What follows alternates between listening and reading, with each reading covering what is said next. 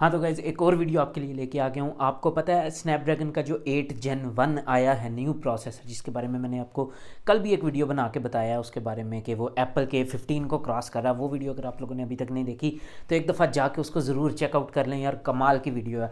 लेकिन अब जो मेन चीज़ आई है ना कि अभी आए हुए उसको कितने दिन हुए हैं, ठीक है, 10 के दिन हुए हैं और उसके साथ पहला मोबाइल फ़ोन जो है वो लॉन्च कर दिया गया है। उस मोबाइल फ़ोन का नाम है मोटरोला का Edge 30 या X30 आप उसको कह सकते हैं। दो मोबाइल फ़ोन लॉन्च हुए हैं, एक है स्पेशल एडिशन और एक है जो नॉर्मल है।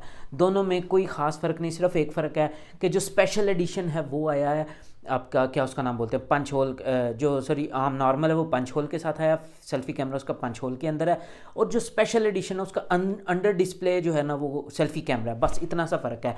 अभी ये तो जब आएंगे, ठीक है, यानी कि मार्केट में आएंगे, कंज्यूमर्स के पास आएंगे, फिर पता लगेगा कि सेल्फ़ी के रिजल्ट्स में कितना को फ़र्क है।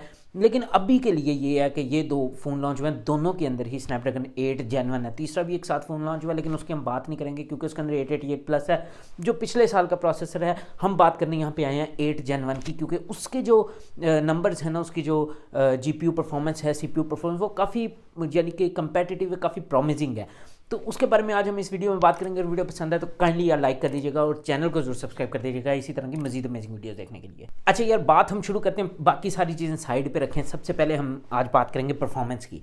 तो परफॉर्मेंस के अंदर ये जो X30 है, जो स्पेशल एडिशन, दोनों की सेम ही जो है ना वो परफॉर्मेंस होने वाली है। तो अगर परफॉर्मेंस की बात करें तो 8 Gen 1 आ रहा है, तो क्वालकॉम ने इसके साथ जो है ना वो आपको प्रॉमिस किया है 20% CPU में परफॉर्मेंस बम्प अप और GPU के अंदर 30% का परफॉर्मेंस इंक्रीज आपको देखने को मिलेगा, बूस्ट देखने को मिलेगा। और उसके अलावा 400% AI की परफॉर्मेंस के अंदर इंप्रूवमेंट देखने को मिलेगी। और ये सेम ही नंबर्स हैं जितने कि क्वालकॉम ने स्नैपड्रैगन 8 Gen 1 की लॉन्च के वक्त प्रॉमिस किए थे, तो सेम ही नंबर्स आ रहे हैं। देखने वाली बात होगी कि यार वाकई इतना ही, यानी कि इतना ही अच्छा, यानी कि वो प्रोसेसर है। अब ये आएगा, इसके बेंचमार्क्स आएंगे, और जहाँ तक हम बेंचमार्क्स की अगर बात करें तो उन्होंने N22 के जो बेंचमार्क्स हैं इसके मोटो के Edge 30 या X30 आप कह लें, उसके जो बेंचमार्क्स हैं ना N22 के, वो लीक किए हैं। और अगर आप लोग वो देखें तो 10 लाख को क्रॉस करने वाला पहला ऐसा मोबाइल फ़ोन है।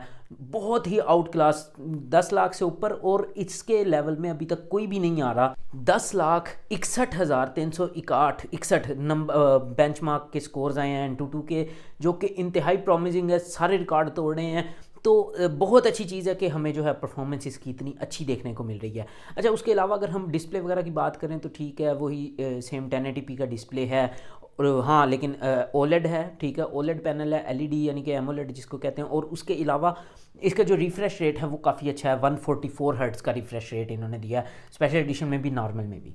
डिस्प्ले साइज़ की अगर बात करें तो 6.7 इंचज़ का डिस्प्ले है, और उसके अलावा ये 10 बिट HDR+ को भी सपोर्ट करता है। ये आजकल नॉर्म चल रहा है, ठीक है। अब लाजमी सी बात है कि फ्लैगशिप प्रोसेसर है तो फ्लैगशिप फ़ोन होगा, तो ये तो होना लाजमी था। लेकिन 1080p डिस्प्ले है, मुझे लगा था कि इस दफ़ा जो आएंगे 8 Gen 1 के साथ वो एटलीस्ट 2K डिस्प्लेज, ये जिस तरह सैमसंग वगैरह दे रहे हैं उस तरह तो करेंगे। लेकिन खैर 1080p is a good panel, तो उसमें कोई आपको शिकायत तो नहीं होगी। इसके अलावा कैमरा की बात करें तो जो फ्रंट पे सेल्फी कैमरा है वो है 60 मेगापिक्सल का सेंसर। लेकिन इसकी क्वालिटी देखेंगे, क्वालिटी देख के फिर बात करेंगे। अभी हम कैमराज के अंदर इतने इंटरेस्टेड नहीं है। हाँ, लेकिन 60 मेगापिक्सल का फ्रंट पे ये पहली दफ़ा ही आया इतने ज़्यादा मेगापिक्सल वाला। अच्छा जी, बैक पे अगर बात करें तो 50 मेगापिक्सल का जो है इसका वो मेन सेंसर है। उसके अलावा एक जो है वो 50 मेगापिक्सल का अल्ट्रा वाइड कैमरा है, और उसके अलावा एक छोटा सा वो 2 मेगापिक्सल का लगा दिया डेप्थ सेंसर, जो कि सीधा सीधा गिमिक है, कोई उसका फ़ायदा नहीं है, कुछ भी नहीं है। हाँ, अल्ट्रा वाइड 50 मेगापिक्सल और जो मेन 50 मेगा, खास तौर पे जो मेन है ना 50 मेगापिक्सल, उसके बारे में मैं काफ़ी एक्साइटिंग हूँ कि उसकी किस तरह से निकल के आती हैं तस्वीरें वगैरह। क्योंकि सुनने में ये आ रहा है कि ये जितने भी फ्लैगशिप्स आ रहे हैं ना 2020 में, 2022 में, उसके अंदर ये सारे जो है ना वो 50 मेगापिक्सल का ही सेंसर जो नया वाला आया है 1 इंच वाला, वो यूज़ कर रहे हैं। तो उसकी देखने वाली बात हो गई कि किस तरह की इमेज क्वालिटी, किस तरह की वीडियो क्वालिटी निकल के आती है। और वीडियो की अगर हम बात करें तो ये 8K तक वीडियो रिकॉर्ड कर सकते हैं, 8K 30 तक, तो ये एक अच्छी चीज़ है। लेकिन क्वालिटी वाइज देखना पड़ेगा कि कितनी अच्छी क्वालिटी है इमेजेस की और कितनी अच्छी, क्योंकि जो सिर्फ सैमसंग का S22 सीरीज़ आ रही है ना, वो भी आम नॉर्मल नहीं, सिर्फ जो अल्ट्रा वाला है वो कह रहे हैं कि 108 मेगापिक्सल का यूज़ करेगा। बाकी जितने भी फ्लैगशिप फ़ोन हैं 8 Gen 1 वगैरह के साथ आएंगे, उनके अंदर कहा जा रहा है कि ये जो है सारे तकरीबन 50 मेगापिक्सल वाले सेंसर के साथ ही आएंगे।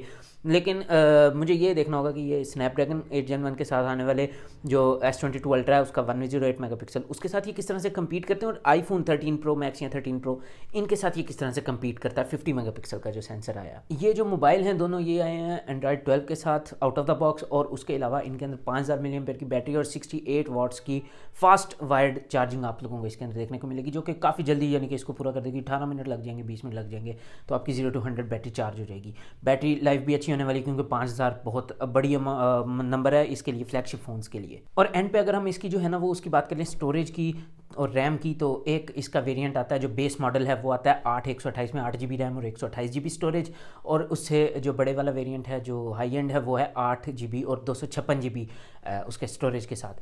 तो ये बस 8 GB तक ही जो है ना वो है, यानी कि फर्स्ट फ़ोन है ये। हमें इस चीज़ की बहुत ज़्यादा एक्साइटमेंट है कि स्नैपड्रैगन 8 Gen 1 के साथ पहला फ़ोन आ गया। स्कोर्स देखेंगे, परफॉर्मेंस देखेंगे, ये मेन चीज़ है। बाकी 8 GB RAM is more than enough, मेरे हिसाब से बहुत है। एंड्रॉयड फ़ोन्स के लिए भी मोर देन इनफ है।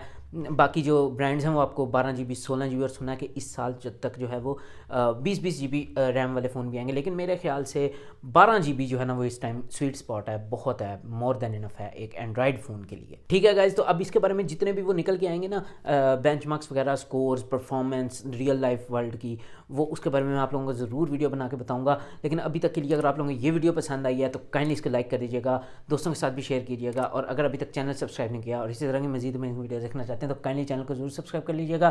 ठीक है, आज के लिए इतने था, मिलते हैं नेक्स्ट वीडियो में, तब तक के लिए पीस आउट।